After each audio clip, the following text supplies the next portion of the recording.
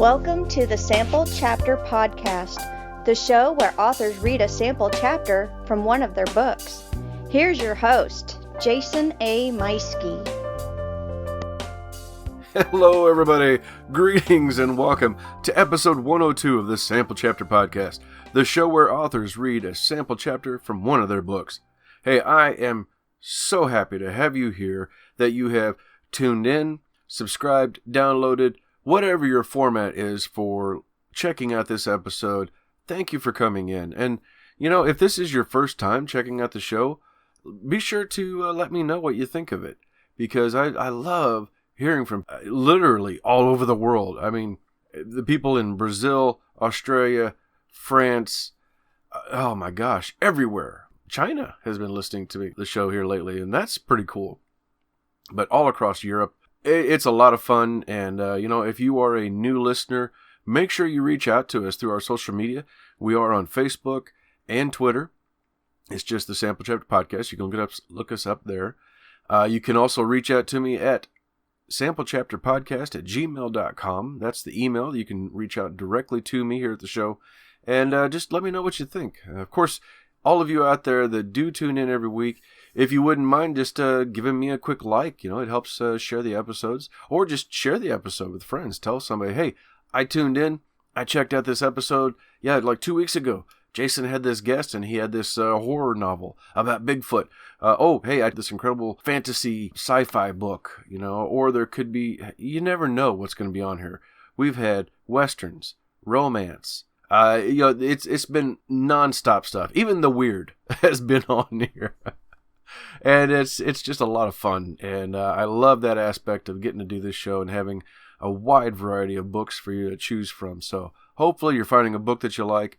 Hopefully you are remembering to leave that author a review if you do like the book, and tell them what you think. And of course, if you like the show, if you like what you're hearing, leave me a review on whatever format you are checking us out. Hey, normally I would take this part of the show and give you some news, give you some tidbits and stuff that's going on with me, but I want to try and keep the episode to under an hour, and we're going to be pushing that already. So let's just get right on with the show to our sponsors. U-Stor-All has been with us from the very beginning. U-Stor-All out of Warrensburg, Missouri is the premier self-storage facility, featuring 2 different facilities, fully fenced in, gated access. You'll have your own private gate code.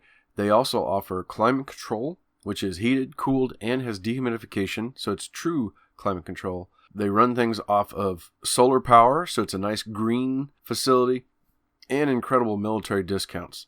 So make sure you go to U-Sto-R-All.net and check them out. That is spelled the letter U, STORALL.net. I also want to thank Scrivener for being such an incredible sponsor. I use Scrivener every day with my writing. And if you are a writer, if you are somebody trying to write, I highly recommend that. For one thing, you got to write every day. And the second thing, you need to have Scrivener, because it's incredible. What my favorite thing about it is all my writing is broken up into chapters that I can just click and go. All right, so I'm writing in chapter 10. Oh, wait, I've got something. I forgot to put a note about this earlier, so that way it doesn't spring it to the reader. Let me jump back to chapter 2. Add a little snippet. Okay, go back to chapter 10. Keep going. You can bounce around. You can move things around. You can find your character information all over in the left-hand pane. It is the best writing software. And you're going to hear an ad for them here in just a moment, how you can get a copy of it for yourself with a 20% discount on the regular desktop version.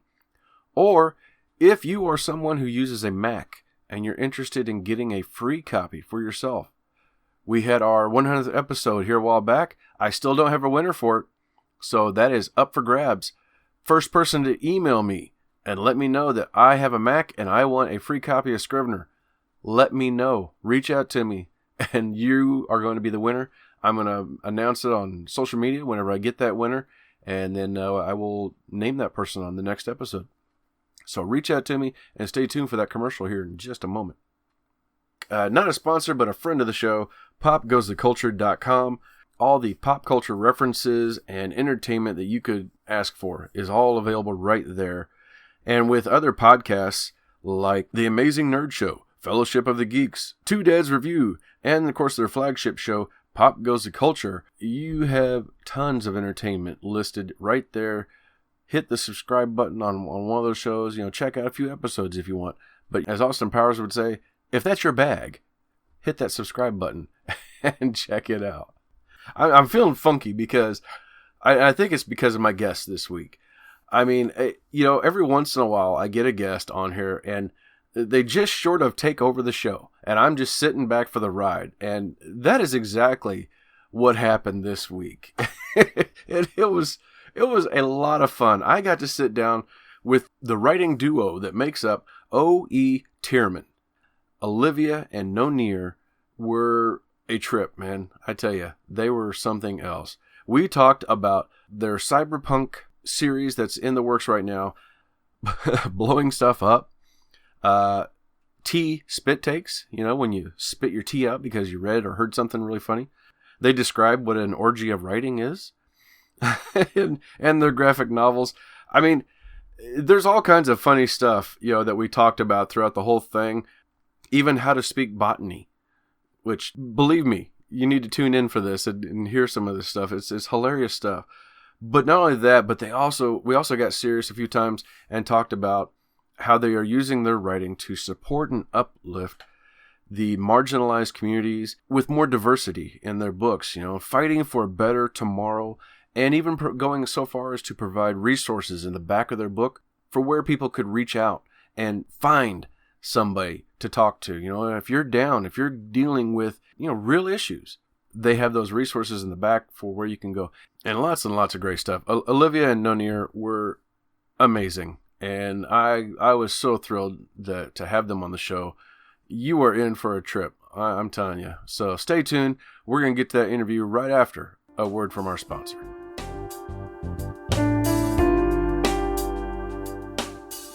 Jason here. Hey, I wanted to take a moment and tell you about my favorite writing tool, Scrivener. Now, I know you've heard about Scrivener because their writing software has been embraced by hundreds of thousands of other writers like you and I, from the novice to best-selling novelists. The reason we all use it is because of Scrivener's core concept to bring all the writing tools you use together in a single application. And with tools like automatic backup, character maps, project goals, and let's not forget that amazing corkboard, you can see why I use Scrivener every day. As a bonus for Sample Chapter Podcast listeners, use code CHAPTER for 20% off your desktop version. Scrivener writing software, built by writers for writers. Ladies and gentlemen, welcome to another exciting episode of the Sample Chapter Podcast. Hey, this week we have a very special episode with a duo, a writing duo that comes together. We are talking with author O.E. Tearmann. This is going to be Olivia and Nonir. They live in the shadows of the Rocky Mountains in what may become the Kauai Grid. They share a house with a Bratton fur, a husband, and a great many books. Their search engine history may garner them a call from the FBI one day.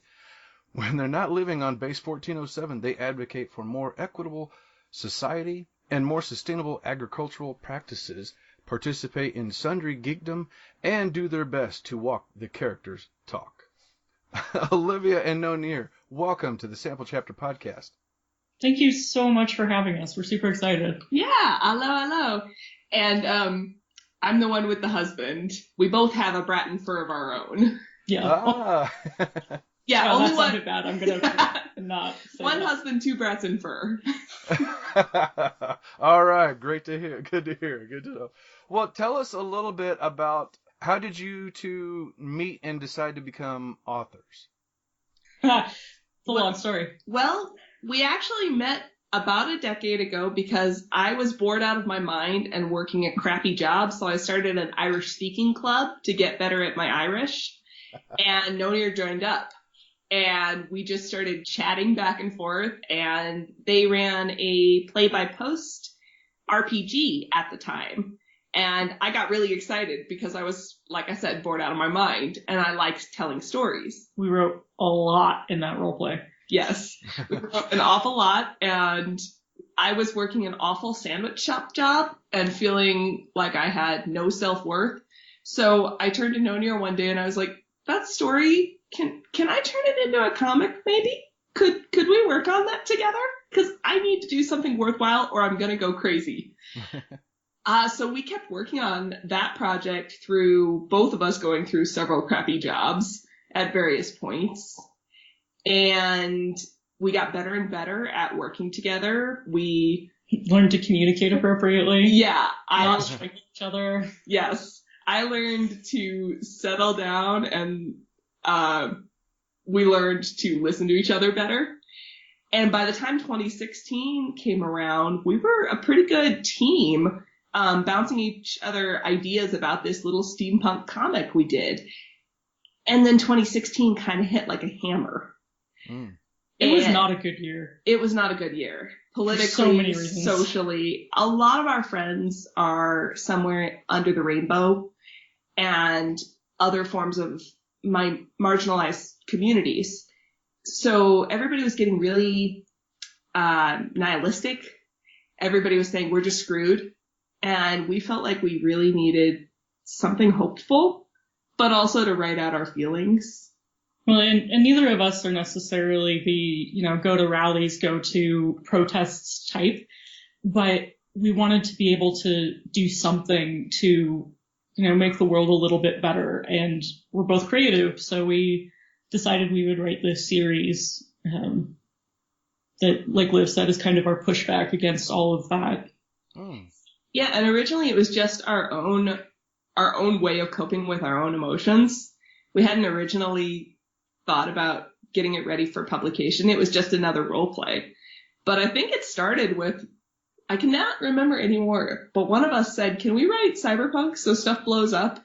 I think you wanted to write, because I was working on something of my own and I wanted to work on world building with you. Yes. And then it evolved into this. Yes.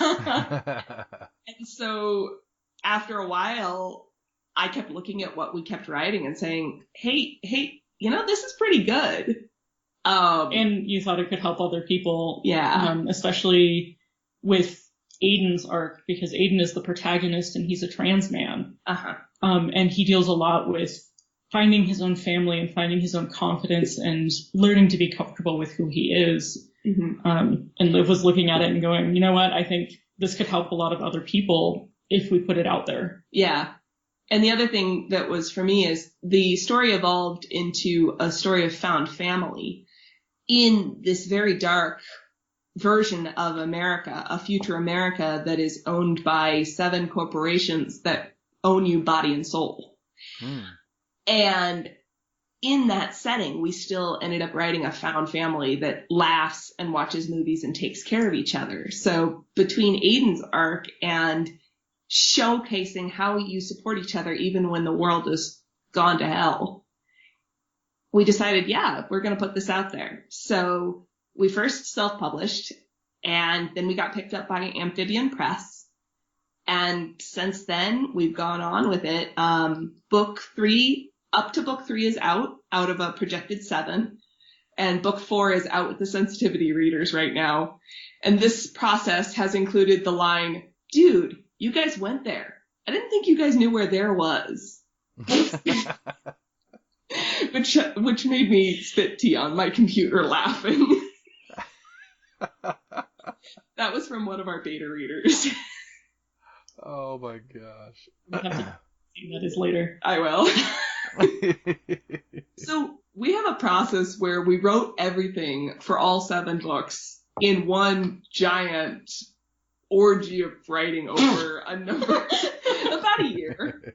Orgy of writing. That's a new term. Oh, come on. We did. It was every night we would get, we were getting on the computer and playing around with words. And then my job is to take everything we wrote and sort of figure out how to clean it up and put it into books. And then we send it out to 3 rounds of readers.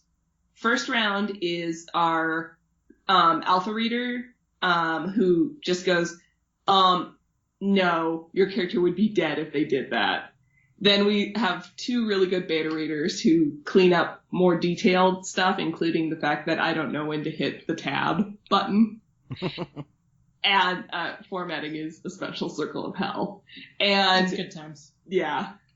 And then our third round of readers are sensitivity readers for both tech issues to make sure that we write our little coder right when she's doing her work, and LGBT issues. So we have one trans character who's going through transition throughout the arc of the story, and to make sure we get all that right, and just other issues that come up.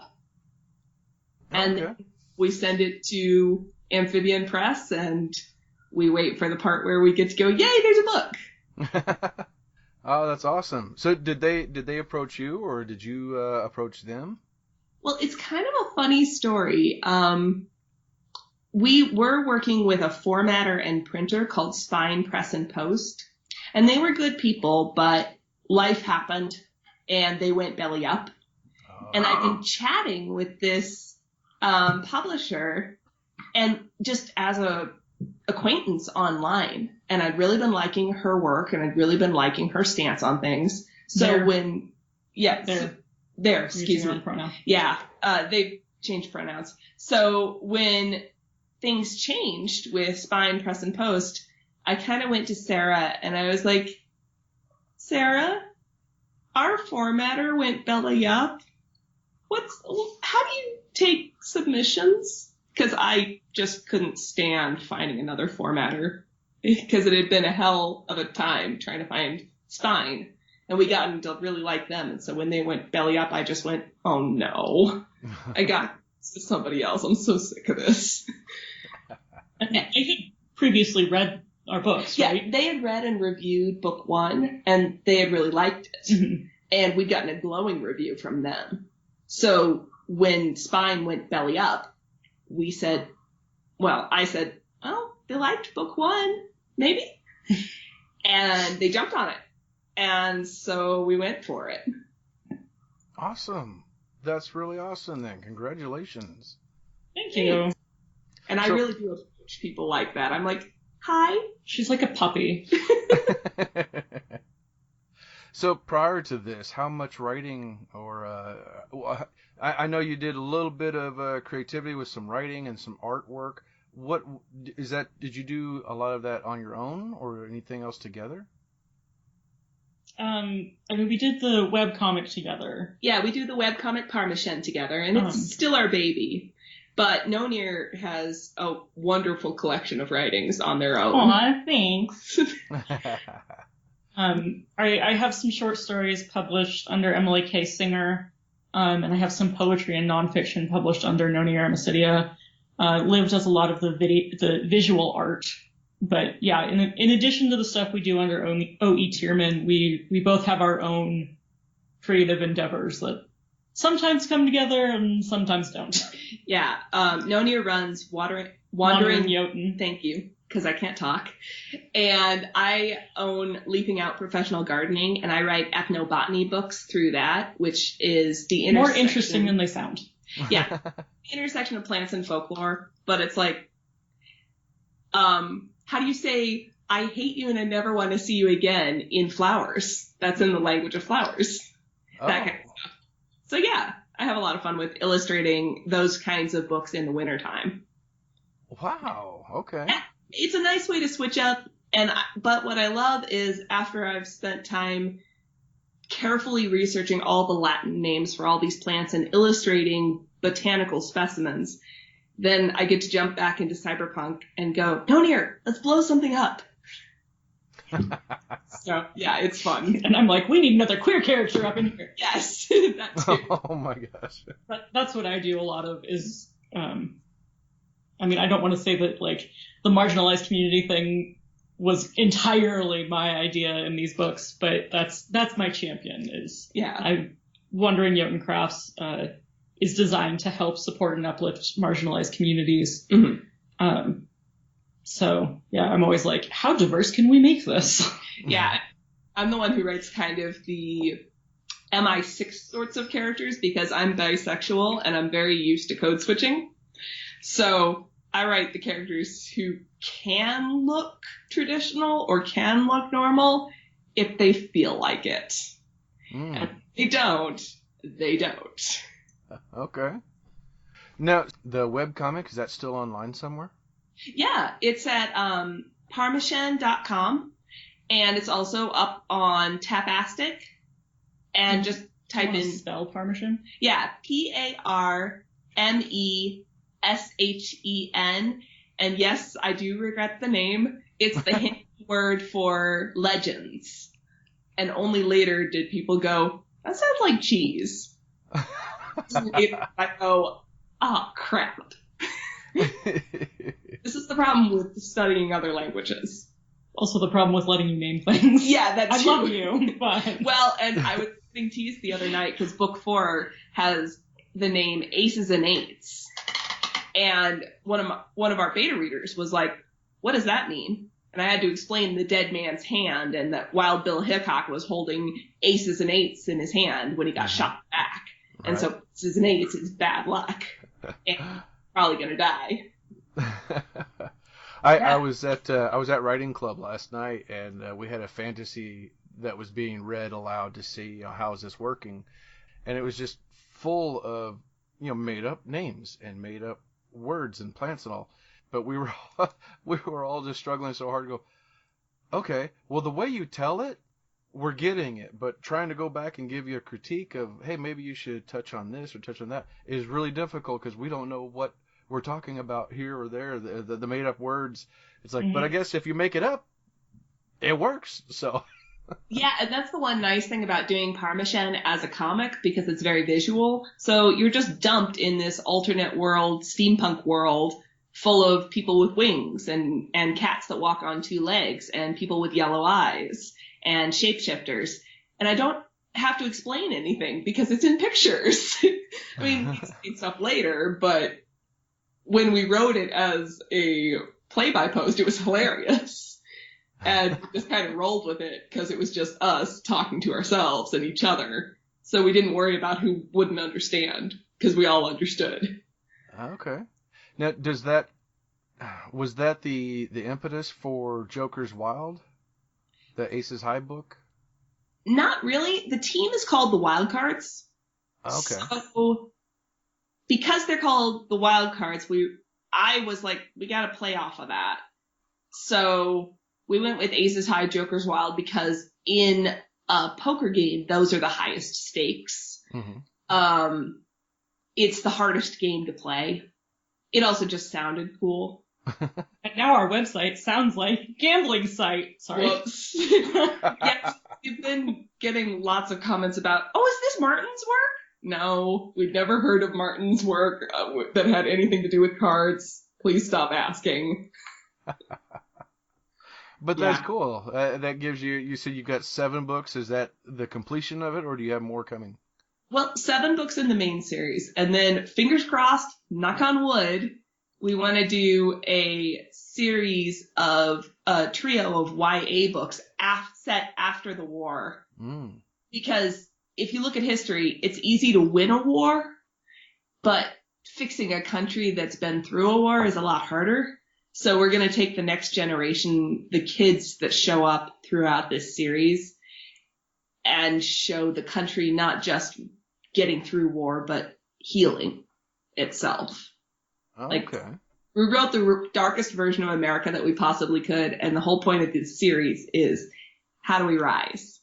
How do we get out of the dark? And that's important, because it's one thing to be in the dark and be pushed down, but people only want to read so much of that. They want to find out how are they going to overcome and come out on top. Yeah. Well, and so much of the cyberpunk genre in particular, although it's becoming way more common in general fantasy and sci-fi too, is just the grittier and the darker you can get, you want to push for that, and I don't understand it. Mm-hmm. It's like all of the like really gritty, dark DC movies, like I don't understand. I go to comics because I want to escape and see something that's better than what we currently have. But there's this trend of like reflecting the real world, getting darker in our media, which on one hand I can understand because media always reflects the society from which it comes, but also, why? I've heard a theory on that. And the theory is that all those gritty, dark things show agency because it's vigilantism. It's, I get to grab power and run with it, and no bureaucracy, no rules are going to stop me from doing what I think needs to be done. We kind of play with the opposite of, yeah, each of us has our own talents, but together, that's how we make things happen. We really got into this in book 3, where several crack bases are working together to make a mission happen. And it was so much fun playing all these different personalities off each other, because they're all kind of hotshot in their own area of expertise. But when they work together, they really kick ass, because by ourselves, sure, you know, like Nonir was saying, you can be a vigilante with a gun in a gritty world, but someday somebody's going to pull their gun faster than you. Mm-hmm. Whereas when you're part of a team, part of a force, then yeah, sometimes you'll lose friends and you'll lose people you care about, but the journey goes on, and the hope of fighting for a better tomorrow goes on, even if you lose 1 or 2 people in the fight.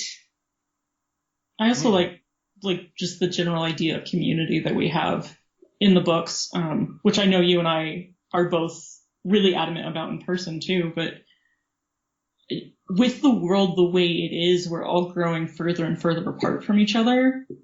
And I don't mean this in the like, stop texting, stop being on your phone way, but in the just, it's harder to really be yourself and be vulnerable in a way that builds community, if that makes sense. Yeah. But none of us can get through this alone. Like, we need that community and we need that support system. Yeah. And I think that, at least from my opinion, that's another kind of important point we have in the book.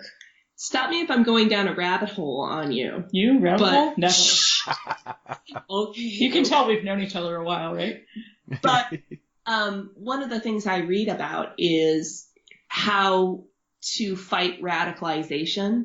And it can be everything from, you know, over in Syria, radicals, to white supremacist movements here in America. And one of the things is get these young people to feel like they're part of the community. Mm-hmm. Because what happens with those movements is someone finds someone who's lost, who's lonely, who's looking for a reason to keep going, or a place where they can feel like their life is meaningful.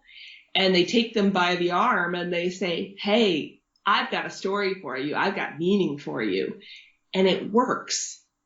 Not because the message is good, but because people are so hungry for community and for meaning. So if we want to fight that in a realistic way, you need the people who will go out in the streets and defend against, you know, somebody burning a cross. But you also need the person at the school building a young King's Club for the young boys, saying, you have a community here. You need people saying, hey, come to the neighborhood cookout. Everybody's welcome. And I mean everybody. You need all of that, because it's when people are alone that they turn in on themselves and they'll take anything that resembles support. Toxic. Yeah. It's kind of like when someone's starving, they'll eat a ding dongs. But you're hungry. Right. Right. No, and I totally agree with that. That's a great statement, because somebody can be great at something individually, but it's not going to get you everything you need. You need to have that person who can bake. You need the person who knows how to make clothes. You need somebody who can bring you all together. And like you said, somebody who can go out in the streets to do a fight, but who's going to organize, tomorrow's day. Everybody needs to come together, and it's not just, the hands were given. It's community, and I think that's beautiful. That's awesome. Oh, thank you. Yeah, it actually comes from a rock song. It comes from the hands were given, not the hands philosophy. The hands were given. We make a lot of jokes. The title comes from, okay, I'm a huge 80s nerd, and we gave that to one of our characters. He is a history buff who loves the 1980s the way some folks, some of our friends, and sometimes us, love the Victorian era, where it doesn't really make sense, but it's so pretty and cool. And he's living in 2155, so the 1980s are exactly as far away from him as the Victorian era is from us. Anyway, so it comes from, Nonia, will you let me look at the playlist real quick? Don't use the spot in the book, I need it. I won't. There's a playlist in the back of each of our books, referencing everything we quote in the book, and also just giving people a bunch of fun songs. So it is Midnight Oil's Beds Are Burning. Okay. And there's a line in there saying, this is the world we live in. Or no, it's Genesis. It's Genesis' Land of Confusion. Land of Confusion, yeah. I was like, wait a minute, yeah. I know that line now. Yeah. This is the world we live in. These are the hands we're given. Uh-huh. Yeah, that's where we got the title from. Oh, that's very cool. Yeah, that's a whole nother connection for me now, because I remember, I lived through the 80s, so I remember when that came out. So yeah, that's awesome. And we're young enough that the 80s are nostalgic for us, but not so out of date that we don't understand it at all. Yep. Well, give it time, because I remember when the 70s were all the rage, and now I'm loving it, because it's like, yeah, it's the 80s, yeah, here we go, and then before long it'll be the 90s, and then... Which is just weird. Isn't it, though? But, yeah, speaking of the playlists in the back of the book, we also have, in the back of every book, mental health resources, because we deal with a lot of heavy stuff in the book, despite the general hopeful tone, and we both really want to be able to help the community more than just saying, here's a book. And so if we get someone who picks up this book and is like, oh, this character's just like me, we want them to turn to the last page and go, oh, wow, there's stuff I can do about it. Yeah, there are other people I can talk to. There's places I can get help. There's stuff I can look into. Because like I didn't have that support when I was going through some of this, and it's, for me at least, really important to be able to hand that to someone else. It is important. Yeah, that's something that there's never enough resources for that. In the military, my wife was a suicide intervention trainee. Like, she was trained she went all over the country training other military personnel how to look for the signs, how to intervene when you come across that kind of stuff. And it was just, there's never enough resources for that. So that's a fantastic little bit to have in the back of the book, saying like, hey, go here. We want to help you. I love that. Thanks. Yeah, my mom's just back from her 4th deployment, and I've had my own mental health stuff go on. And we both have, yeah. I didn't want to speak for you. Sorry. Honey, we're sitting here with my stack of medications right in front of us. Fair. But one of the pet peeves I have that I actually picked up from my mom, the vet, is people will say, oh, you should get help for that. And then they drop the conversation there. And what they don't realize is... a lot of people don't know where to start. Well, that, or you go Google it and you're like, I need this for veterans, and you call 10 different places and nobody answers, or they put you on a waiting list. Mm-hmm. And if you're down, if you're in trouble already, the last thing you need is calling 10 places and getting turned down 10 times. So that was a big impetus for us both to put some resources that are reliable in the back of all of our books. Yeah. Yeah. Just calling one place is a huge step for somebody in that mindset, let alone calling a couple of different ones or waiting for a call back. It can't happen. You need to have somebody ready to answer the call. Yeah, exactly. And a couple of our characters go through some serious mental health stuff. So in different ways. We have a young neurodivergent girl who's a coder, and she's great in a coding chair, but she is fighting some serious demons. And our protagonist, Aiden, is dealing with depression and body dysphoria and social dysphoria and and transition and all the fun things that come with being trans and gay. Well, and come with having a pair of assholes for parents. Okay. So, yeah. Because being outside the gender norm is not a bad thing, but when you don't have the support, it can really screw you up. Mm-hmm. So, yeah. Yeah, and when society's still screwed up, not as supportive as it should be, it can be a big problem. Yeah. So yeah, now that we've bent your ear. A lot. That's all right. I mean, sometimes, people need to hear that's what we're doing here. We're talking about what's in the book, what people can expect, and that's a portion of it that it's good for people to hear. Awesome. Well, they can expect found family, a lot of support, a lot of joking around. Bad 80s jokes. Sex, drones, rock and roll. And explosions. More explosions in later books, but there's some in this one. That's awesome. For as much as we talk about like our social agenda on things like podcasts, the book itself is still just a fun story.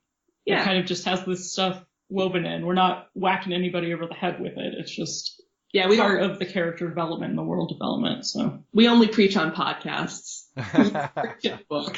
Yeah, it's really just people trying to take care of each other in a place where somebody can shoot you to get dinner.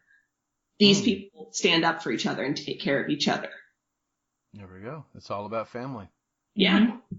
And It doesn't matter whose blood comes from where. If you take care of each other, you become family. That's the biggest thing. I love it. Where can listeners find you and follow you? Well, we are on aceshighjokerswild.com. And we are on Twitter as the @E because I thought I was being smart. Yeah. And we're on Facebook at Aces High Jokers Wild.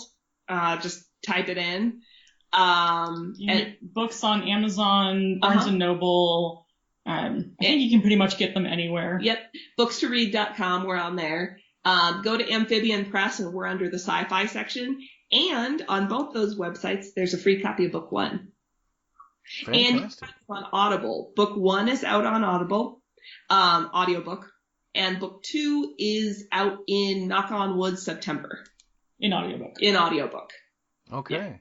Yeah, I really enjoyed that little snippet that you sent me and got to sit down at work. And since nobody else was there, I got to plug it in and listen to that. And that was a lot of fun.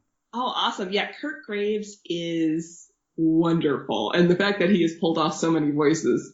One of the characters you didn't hear in that snippet has a very strong Western drawl, and he pulled that off. He pulled off Kevin's accent, which is supposed to be a very high-class American accent with an English twist to it, because he grew up hearing his mom's English accent.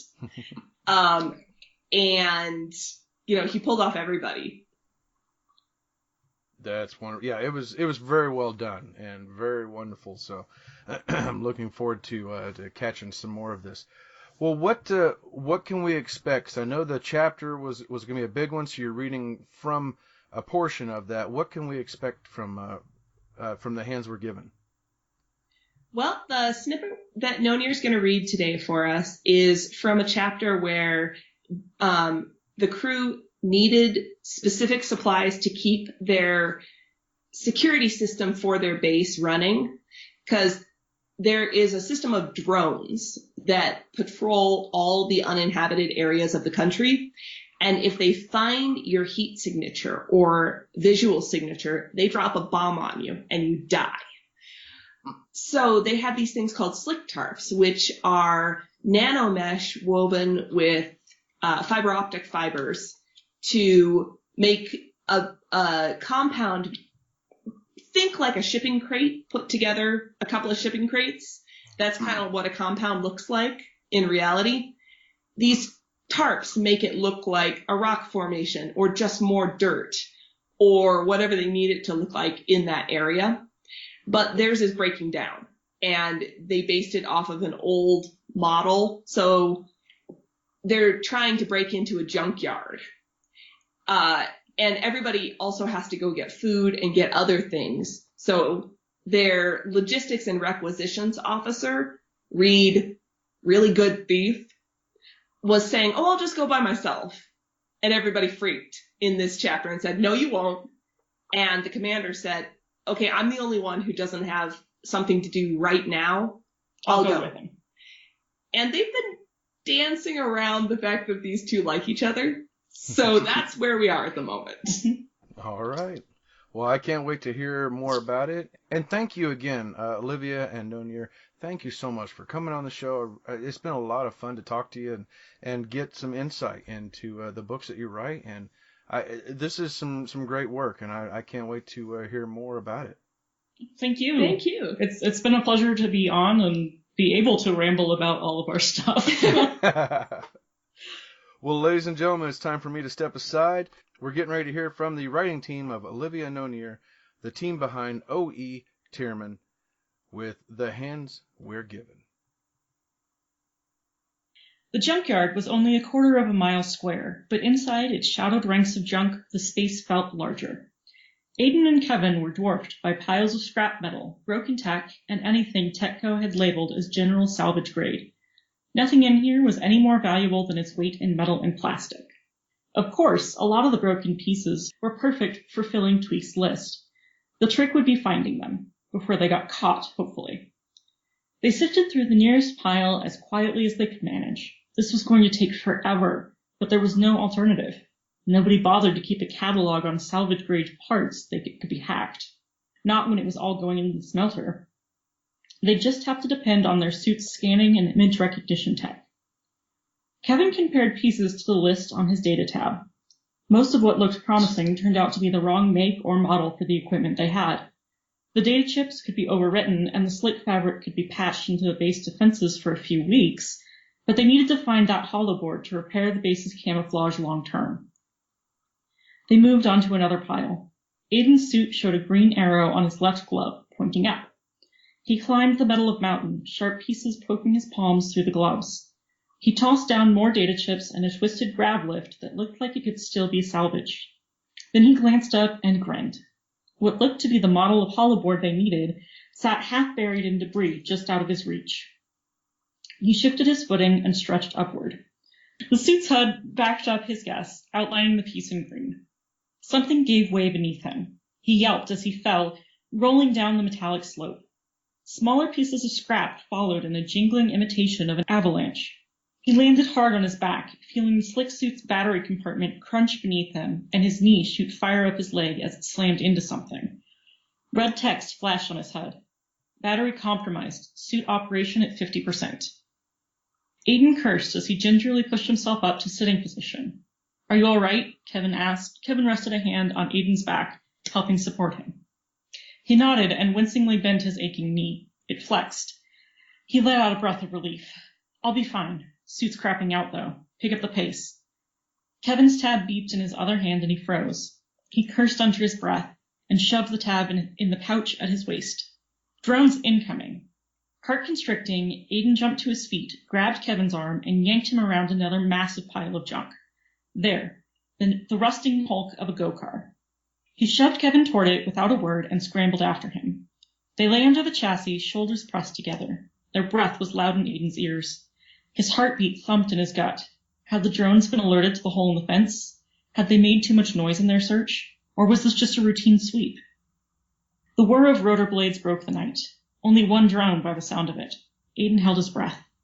Blue text flickered over the inside of his space screen, almost too fast to read. But one string of characters made him hiss a curse. Kev, they're scanning on all security circuits. They'll find us. Before Kevin could respond, something exploded not far away.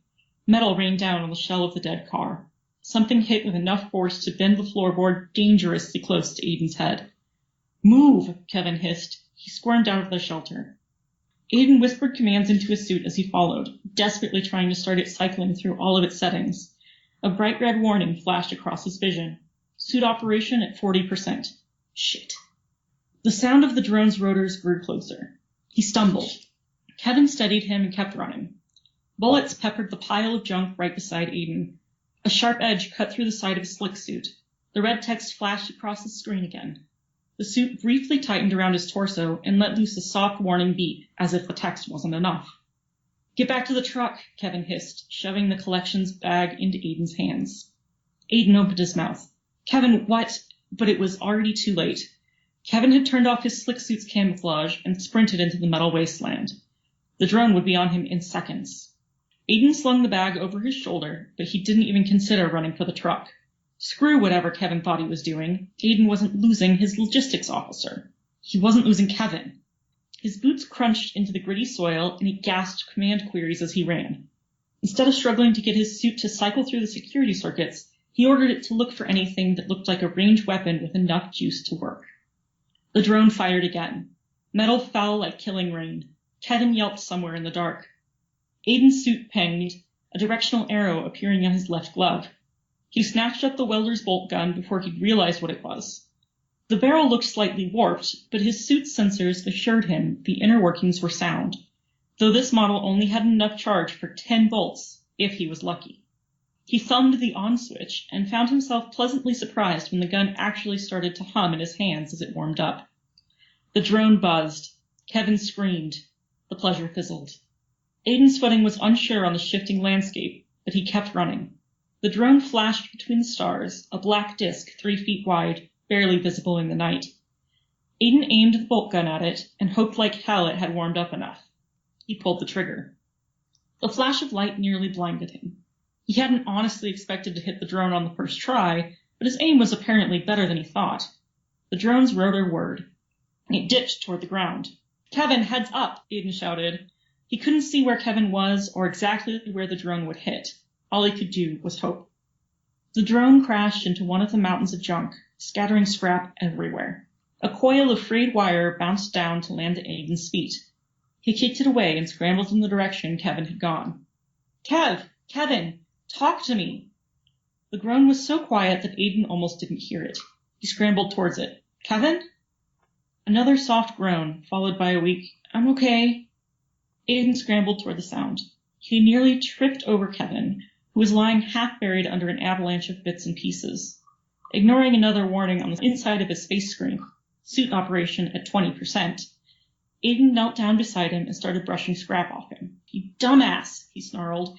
"What were you thinking, turning your suit off? Get it back on, now!"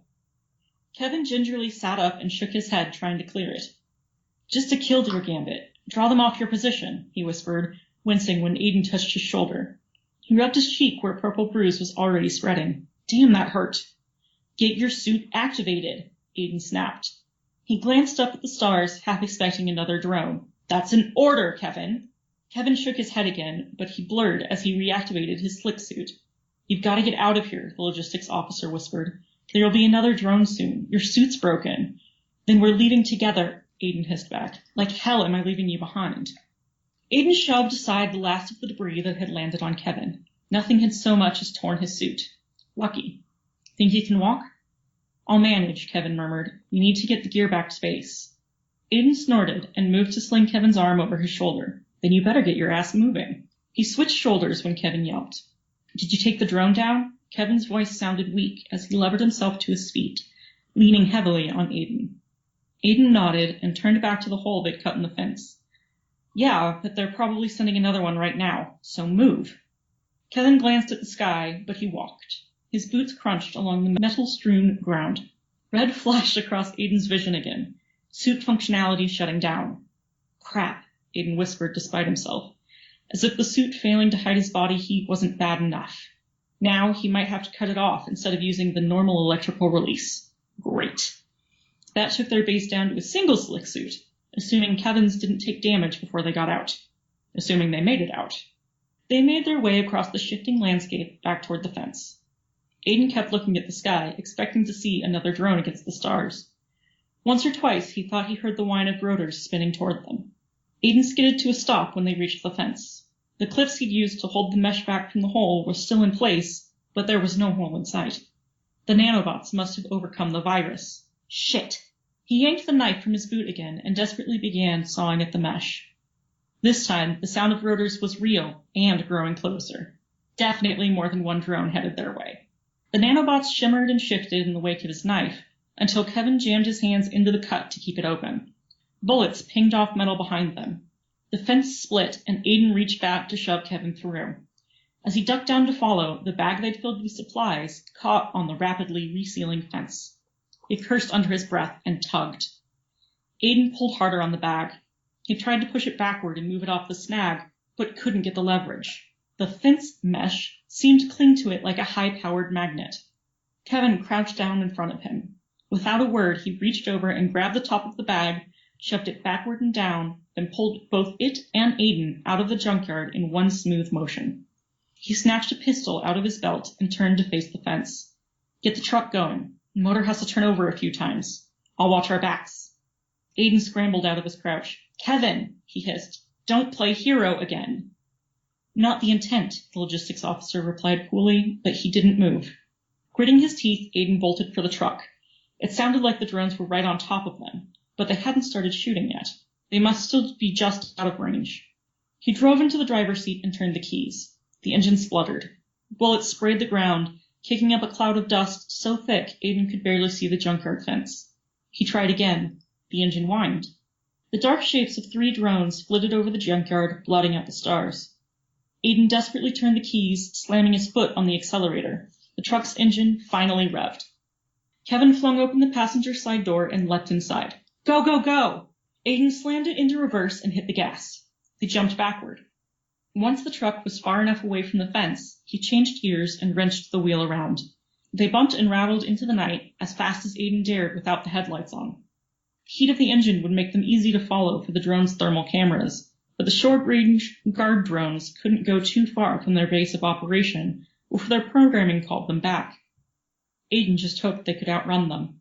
He gripped the steering wheel so hard it hurt. He could feel the suit tightening down against his skin. His heart pounded in his chest. Kevin's breathing was ragged beside him. Another burst of bullets sprayed the ground right in front of them. Aiden yelped and yanked the wheel to avoid getting hit. The truck jittered to the side. Aiden slammed on the gas. The desert night sped past in a blur of blue and red under the starlight. Slowly, the whir of rotors faded into the distance. Aiden's grip on the steering wheel began to relax. Kevin pulled his tab out of his bag and set it on the dashboard, watching as the screen flipped through the security channels they'd hacked into, keeping track of the location of dozens of drones. Finally, Aiden pulled up under an overhang of red rock and cut the engine. The wide-range security drones were due to make their flyover soon. Better to stop for a while and recover, get back on the road when it was safer. He sat in silence for a long time, listening for rotors over the quiet buzz of the night insects. Aiden rested his arms on the steering wheel and propped his chin on his wrist, watching the star-studded sky. You all right? Kevin breathed. At some point during the drive, he had deactivated his slick suit. Aiden sighed and leaned back so he could manually flip his face screen up. Yeah, think so. Banged my knee pretty bad. Your shoulder? Bruised. Doesn't feel severe. Kevin shrugged. Good, Aiden whispered eventually. So, they were alive. They'd gotten out with most of what they'd gone in for. At the expense of a bad bruise across Kevin's cheek, that or worse to his shoulder, and an action that could have caused so much more. Slowly, some of his anger seeped back. He took a breath. You scared hell out of me back there and acted like a complete gamma, Kev. Don't do that again. Kevin ducked his head in a slow nod. I'm sorry, Aiden. When I saw you like that, I guess I panicked. Aiden sighed. Kevin was normally so level-headed. He'd been utterly cool on grid when Aiden had been scared shitless. So why had he acted like that out here? On the tab screen, the red dot of a drone approached their location. They waited in breathless silence as the long-range drone passed, not even the sound of whirring to announce its presence. The red dot moved out of range. Aiden breathed out. Kevin looked up with a smile. So close. They were so close. That's the last of them. A very fine night's work, if I do say so. Aiden tried to smile, but it faltered. I didn't get the holoboard. That was the part we needed most. Kevin smirked as he pulled the bag out from the floorboard and into his lap. He rifled quickly through the materials they had managed to grab, yanked, and pulled out the board with a wink. Oh, I don't know about that. What? How? Aiden breathed, feeling the wave of defeat that had been threatening lift. Fell down the pile when you did, Kevin whispered, grinning. I simply grabbed it up. After all, I am the requisitions officer. Snatching things is my forte. A rush of joy shot through Aiden. They'd done it. They'd gotten everything. Nose to nose with Kevin, he grinned. Holy shit, Holy shit! Wow! Kevin, holy shit, this is like one of your vids. Kevin's eyes glittered like silver in the low light. You know, if this is a vid, I know how the scene ends. Yeah? Aiden asked, still giddy with relief. Kevin was still smiling, his teeth white outlines in his grin. And he was leaning closer. Aiden could feel the heat of his breath. Heroes always get a kiss at the end of the adventure. That's the convention. Kevin tipped his head, eyes holding Aiden's. Would the hero like a kiss?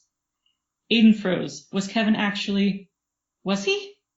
He wet his lips. His voice escaped as a whisper. Am I supposed to be the hero? Kevin's smile was soft now, and he was so very close. I don't see anyone else in the driver's seat, so you must be. Then he pressed his lips against Aiden's. Kevin's lips were hot. Aiden's brain turned inside out. Kevin was kissing him. Kevin had started kissing him. This was real. He leaned into the warmth with a pleasure that was almost pain. This was only going to be a second, but if only this second would last. Softly, Kevin drew back. Is that okay? Kevin's whisper barely made it through the buzzing in Aiden's brain. He gasped in a breath. Yeah, okay. He swallowed hard and forced himself to sit up. We should get going home. Kevin nodded, eyes still holding his as he drew away. I suppose we should.